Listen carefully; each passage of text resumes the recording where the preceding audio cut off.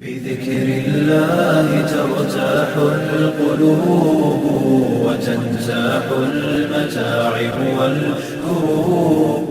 اعوذ باللہ من الشیطان الرجیم. بسم اللہ الرحمن الرحیم. الصلاۃ والسلام علی رسولہ الکریم والحمد للہ رب العالمین. السلام علیکم ورحمۃ اللہ وبرکاتہ. معزز سامعین کرام، امید کرتی ہوں کہ آپ سب خیریت سے ہوں گے اور پہلے عشرے کی عبادات آپ نے بہت اچھے طریقے سے کی ہوں گی. انشاءاللہ آج مغرب کے بعد دوسرا عشرہ مغفرت شروع ہونے والا ہے، تو انشاءاللہ صبح کے ٹائم جو ہے مغرب کی اذان تک ہم نے دعا پڑھنی ہے، رب اغفر وارحم وانت خیر الراحمین. اور مغرب کی اذان کے بعد ہم نے رات کو جو ہے عشرہ مغفرت کے حساب سے ہم نے استغفر اللہ ربی من کل ذنب واتوب الیہ کو پڑھنا ہے انشاءاللہ. اور اس کے ساتھ ساتھ ہم لا الہ الا اللہ کو اور استغفر اللہ کو اپنا معمول بنائیں گے. ہر نماز کے بعد ہم کوشش کریں گے کہ جتنا ممکن ہو سکے ہم ان دونوں کو اپنی زبان پر جاری و ساری رکھیں، کیونکہ حضرت محمد مصطفیٰ صلی اللہ علیہ وآلہ وسلم کا فرمان ہے کہ رمضان المبارک میں دو چیزوں کی کثرت کیا کرو، کلمہ طیبہ اور استغفار. تو انشاءاللہ اس کے کرنے سے نبی کریم صلی اللہ علیہ وآلہ وسلم کے فرمان پر عمل ہو جائے گا. اس سے پہلے کہ میں آپ کے ساتھ دن کے تمام اعمال کو شیئر کروں، میری آپ سے گزارش ہے کہ اگر آپ میرے چینل پر نئے ہیں یا مجھے پہلی مرتبہ سن رہے ہیں تو میرے چینل کو سبسکرائب کیجیے اور ساتھ ہی لگے بیل نوٹیفیکیشن کو آن کر دیں. اس کے آن کرنے سے میرے چینل کی اپڈیٹس آپ کے پاس نوٹیفیکیشن کی صورت میں پہنچتی رہیں گی. 10ویں روزے میں نماز فجر ادا کرنے کے بعد 70 مرتبہ استغفر اللہ پڑھنا ہے. استغفار آپ کوئی بھی پڑھ سکتے ہیں. استغفر اللہ سادہ بول لیں، استغفر اللہ ربی من کل ذنب واتوب الیہ بول لیں، یا پھر پنجم کلمہ استغفار بول لیں. جو آپ کو زیادہ کرنے میں آسان لگے آپ نے وہ عمل کرنا ہے. انشاءاللہ اللہ تبارک و تعالی استغفار کی بدولت آپ کے تمام پریشانیوں کو، دن کی تمام پریشانیوں کو حل فرمائیں گے. بعد نماز ظہر آپ نے حدیث شریف کی ایک دعا ہے، اللہ اللہ ربی لا اشرک بہ شیئا. اسماء بنت عمیس رضی اللہ تعالی عنہ فرماتی ہیں کہ نبی کریم علیہ الصلوۃ والسلام نے مجھے ارشاد فرمایا کہ کیا میں تمہیں ایسی دعا نہ بتاؤں کہ جس سے تمہارے سارے غم اور فکریں دور ہو جائیں. تو آپ صلی اللہ علیہ وآلہ وسلم نے حضرت اسماء رضی اللہ تعالی عنہ کو یہ دعا سکھائی، اللہ اللہ ربی لا اشرک بہ شیئا. اس کو ہم نے 17 مرتبہ پڑھنا ہے بعد نماز ظہر. اللہ تبارک و تعالی آپ سب کی پریشانیاں اور غم اور فکروں کو دور فرمائے. بعد نماز عصر ہم نے حضرت یونس علیہ السلام کی دعا لا الہ الا انت سبحانک انی کنت من الظالمین کو پڑھنا ہے 100 مرتبہ. اس کے پڑھنے سے انشاءاللہ اللہ تبارک و تعالی آپ کو پریشانیوں سے نجات دلائیں گے.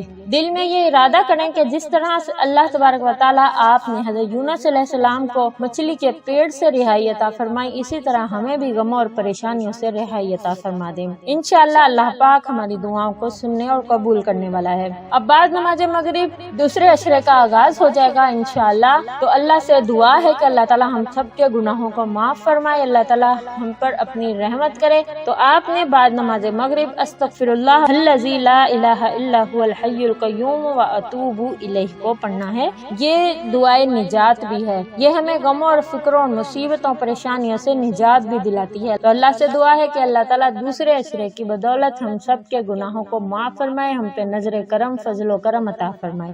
نماز عشاء کے بعد آپ نے سورۃ الیاسین کو 1 مرتبہ پڑھنا ہے. سورہ یاسین کے میں آج آپ کو فضائل بتاؤں گی.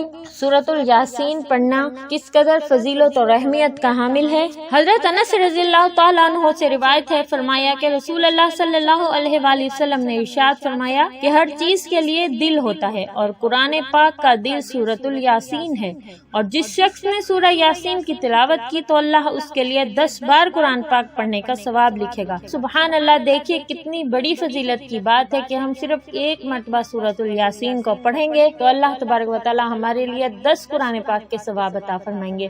یہ تو عام دنوں میں قرآن پاک پڑھنے کے ثواب ہے، لیکن اگر ہم رمضان المبارک میں سورہ یاسین کی تلاوت کریں گے تو اللہ تعالیٰ ایک نیکی کا درجہ 70 نیکیوں تک بڑھا دیتے ہیں. تو آپ خود اس کا اندازہ لگائیں کہ ہمیں اس کا کتنا ثواب عطا فرمائیں گے اللہ تبارک و تعالیٰ. حضرت عطا بن ابی رباح رحمۃ اللہ علیہ سے روایت ہے، فرمایا کہ مجھے یہ خبر پہنچی ہے کہ رسول اللہ صلی اللہ علیہ وآلہ وسلم نے ارشاد فرمایا کہ جس شخص نے دن کے شروع میں سورہ یاسین پڑھی تو اس کی حاجتیں دینی ہوں ہوں یا دنیاوی ہوں یا اخروی ہوں، تمام حاجتیں اور ضرورتیں پوری کر دی جاتی ہیں۔ حضور صلی اللہ علیہ وآلہ وسلم نے ارشاد فرمایا، جس نے اللہ کی رضا کے لیے سورہ یاسین پڑھی تو اس کے پہلے گناہ صغیرہ ہوں یا کبیرہ ہوں انشاءاللہ تبارک و تعالی معاف کر دیا جاتے ہیں، بس اس کو اپنے مردوں کے پاس پڑھا کرو۔ تو آپ نے جو بھی سورۃ یاسین یا جو بھی عمل دن میں تمام دن میں کرنا ہے، آپ اس کو ضرور بضرور اپنے وفات شدگان اپنے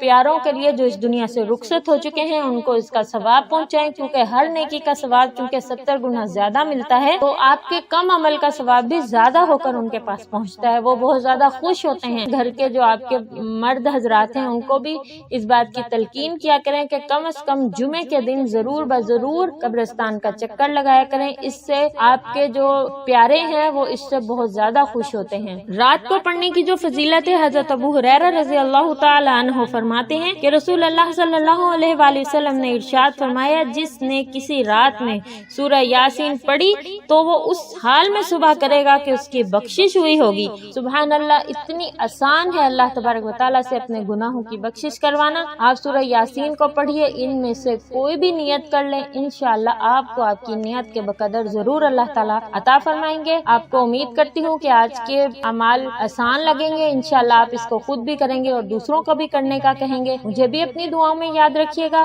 میں کل کے اعمال کے ساتھ آپ کے پاس دوبارہ حاضر خدمت ہوں گی۔